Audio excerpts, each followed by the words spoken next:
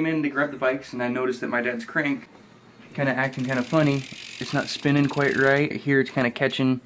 Yeah, it's not quite wrapping around like it should. And the chain's not too tight. I still got a good amount of play in the chain.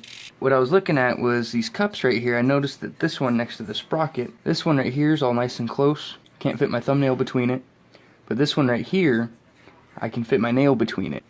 So what I'm going to do is I'm going to take the crank arms off, take the spindle out, and then I'm going to try and hammer this side in a little bit more. And so that's what we're going to get into. I've already taken the compression bolt out of the sprocket side of the crank. I still have to do it to this side, so I'll show you that real quick. So I got, this one's a 6, usually they're about a 6 or an 8. Got a 6mm Allen wrench here. You don't want to use American because it'll strip out your shit. So I'm gonna get it on here.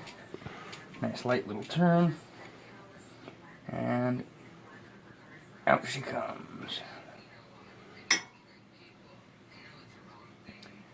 And I'm gonna put this bike on the tarp because I put grease on that screw. I grease up about every part of my bike. See, that screw's got a whole bunch of grease all over. I don't know if you can see that or not.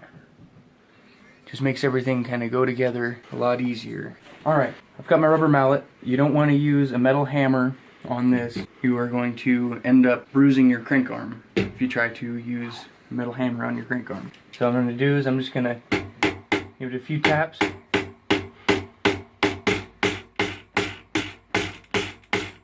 Are you trying to take both of them off? No, I just want one crank arm off because I can always pop the spindle out the other side. So whichever arm comes off first, I'm going to pop the spindle out the other side.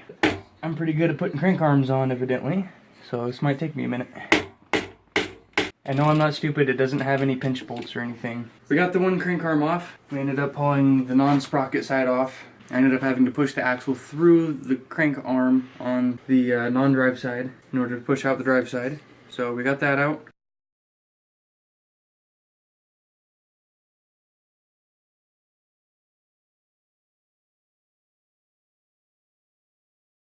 Okay, so the other day we were filming a crank video. I don't know what happened to the rest of it, but for some reason the tail end of the video is gone. What we were doing, this bike had an American bottom bracket on it, and I switched it to a European sealed bottom bracket. When I was hammering the cups in, I didn't get the drive side cup in all the way. So what I did was took the crank apart, grabbed a hammer. You can see I used a metal hammer. That's a big no-no.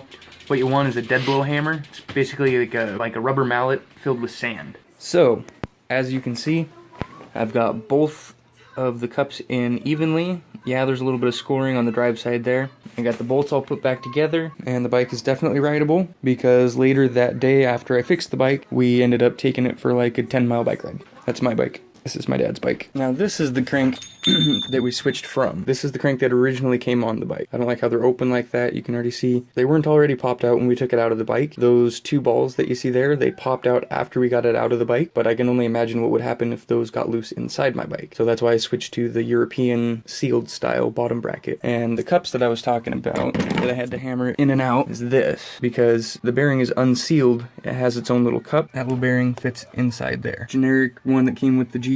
Ended up putting on really nice. I love these cranks so far. It's a nice stolen crank. I love it.